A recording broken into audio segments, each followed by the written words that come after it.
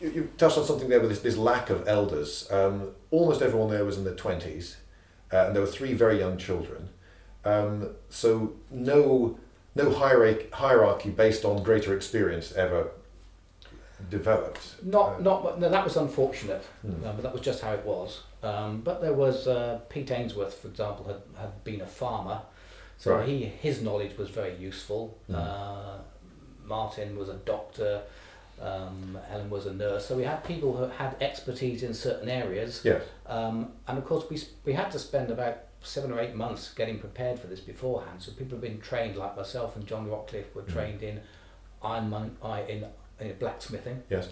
Other people were trained in animal husbandry. People were trained in how to do weaving and dyeing. So we did have some skills that we brought to it. So you would on a certain matter, like I need to set up this loom, you would defer to whoever's best at setting up the loom, and by the end, presumably, almost all of you were best at something.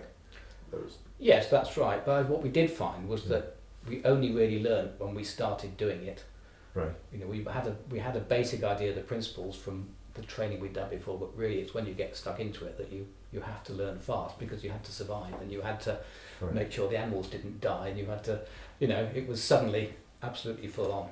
But you were living in a world with just 15 people in it, and all of you, towards the end, all of you were the best in that world at something. And one of the things that living in the past, I don't mean living in the past in this series, I mean living in the past in general, appeals to me is the idea that in a smaller world, people are more individually important. In your village, if you're the best singer, you're famous, you're the greatest singer in the world. No one else has heard a recording of Pavarotti or whatever, so yours is the best voice they've ever heard. And the feeling of individual value, I think possibly might have been greater in the past because of that, because everyone was the greatest at something in their world. Do you get any of that sort of feeling? Oh, well, yes, we did. People were known for their individual skills, which is quite different from present day. That's true. I hadn't thought of that specifically, but that's certainly true. And it's incredible how much smaller the population was in any case in those days. I mean, absolute fraction of what we've got today. So individual people, if you like, were more important. Yes. But there still would have been a world out there. So, for instance, if you've got a farmstead here, there would have been a hill fort perhaps over there with a chieftain in it, and he might have been demanding taxes and the occasional long journey to run a task for him or something. And so that side was not represented by the experiment. You really were living in this quite small area pretty much the whole time, weren't you? Yes, we were. That's right. I mean, we tried to make the overall environment as close as it might have been. So we did a bit of trading. Obviously, the trading was with the BBC, but we had a bit of trading because, for example, things like salt, we had no access to salt, but there was a lot of trading going on in that time, and so we would have traded maybe meat or corn or things for things like salt that you couldn't get, and also potentially iron ore. So we set up a sort of trading arrangement. We'd have to give something to get something back to make, because obviously they weren't isolated in the Iron Age. They were part of quite a developed trading and across Europe and the world as well. There were spices that came from the east, so even in those days there was quite a bit of trade going on. But most of your life would be in your little community. Okay, and if you the one thing you got, I seem to remember, was cider from the outside world. Because they had apples, they could have made cider. It's perfectly Iron Age. But of course, if someone gives you a modern plastic bottle with cider, that's no good. You've got to put it into a thing. And I hear loads of references to barrels and buckets. Yes. Did you ever actually master the art of making your own barrels and buckets? We did at the end manage to make a reasonably waterproof barrel. Yes. Right. But it was a very skilled job. Cooperage is not easy. And we would have needed a few more years to have perfected that. Do you think there were, I was wondering, would pottery or something else, some other technology have substituted for buckets and barrels, or would you have really been in trouble if you had no buckets or barrels? Well, we used pots a lot because we could make those.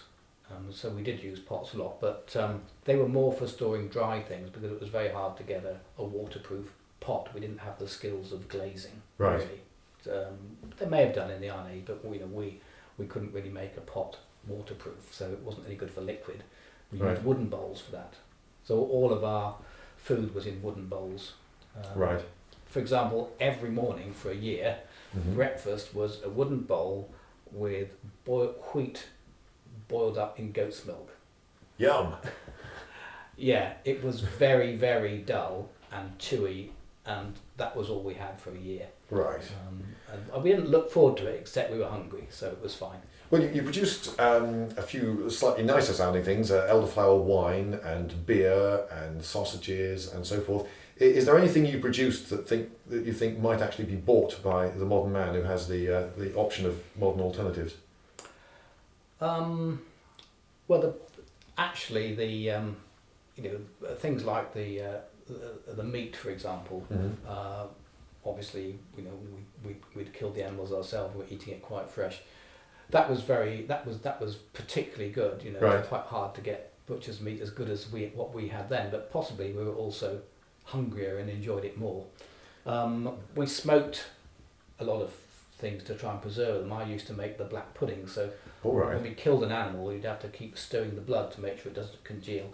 Mix it in with wild garlic and bits of fat and bits of corn and stuff. No, not corn, wheat. Right. And then we'd hang it up in the rafters above the smoke of the fire, and we'd have that. We could have that when we wanted then, because you had to preserve the meat. So smoke was one of the best ways, and the other way was salt. Okay, so your black pudding was particularly good, was it? I thought it was good. Right. Yes, not everyone loved it, but yeah. So we did those sorts of things. And on the food front, another thing that I quite enjoyed was actually was eating rat. We caught some rats because they were eating our grain, and so we decided to go on a rat hunt one day. So you positively enjoyed the flavour of rat then? You thought there's a bit of meat down the back. There's a bit of meat down the back that is quite tasty. Okay. Yeah, it tastes a bit like squirrel, but probably a bit nicer. Yeah. Now you had at one point a problem with noise from the rats rustling around in the pea crop, which had been brought into the house for storage, but hadn't really been harvested properly. It was still sitting there, all still in the pods and on the stems. You also had some polecat ferrets, and that sort of surprised me. I would have thought you'd just stick a couple of polecat ferrets in there and the rats would soon decide to live somewhere else, but no? Well, there were rather more rats than there were polecats, I'm afraid. The polecat ferrets were almost like pets. Right. We did use them to try and go. We went rabbiting with them. We put them down rabbit holes and we catch the rabbits as they stormed out of the other holes. We put purse nets over it. So we did use them in the traditional way for catching rabbits. But we had them in a little cage, a wooden cage, but they could always escape. They'd always gnaw their way through the bars. Right. So we'd be sleeping at night in our 6 bedrooms in between our sheepskins, and very often one of the polecats or both of them would escape, and they'd always like to come in the foot of your bed. It's nice and warm. You get these polecats nibbling at your toes, which was quite annoying. They would nibble your toes? Yeah. So what you're meant to do was to sort of catch them in the middle of the night, put them back in, and make sure that they weren't going to annoy anybody else. But that took so long. In the end, what we did was we'd grab them. We'd move to the next bedroom, let it off in there, and then the polecats would go round in the night. We called that past the polecat because we were trying to get some sleep. Okay, but they didn't. Okay, so they preferred nibbling toes to hunting rats. That's unfortunate. But they're carnivores, so presumably you needed to feed. You have to be careful, yes. Yeah, because they've got very sharp teeth. Right, but they were quite tame. They didn't tend to do much damage to us. Right. But they earned their keep, did they? They saved more pea crop from rats than you needed to feed them. No, we mostly use them, as I said, for going down rabbit holes and helping us to catch rabbits. And we'd have to feed them bits of meat. Sometimes they clear up, dead chicks and things like that. But right. What did you feed the dogs on? Did they have a meat diet? The dogs, yes, we'd give them scraps of meat, but they'd rummage around actually in the ground. They seemed to find a certain amount of food themselves. We didn't give them a great deal. Sometimes we'd give them the remains of our wheat breakfast as well. They had Okay. they had a very broad diet. So they were actually quite cheap to keep then, the dogs. Oh, yeah, They weren't a potential burden, because I'm thinking that feeding good meat to dogs, Yes, well, which of course is what we do today a lot. Yes, it wouldn't be good meat, no. All right. Okay, thank you. More in the next video.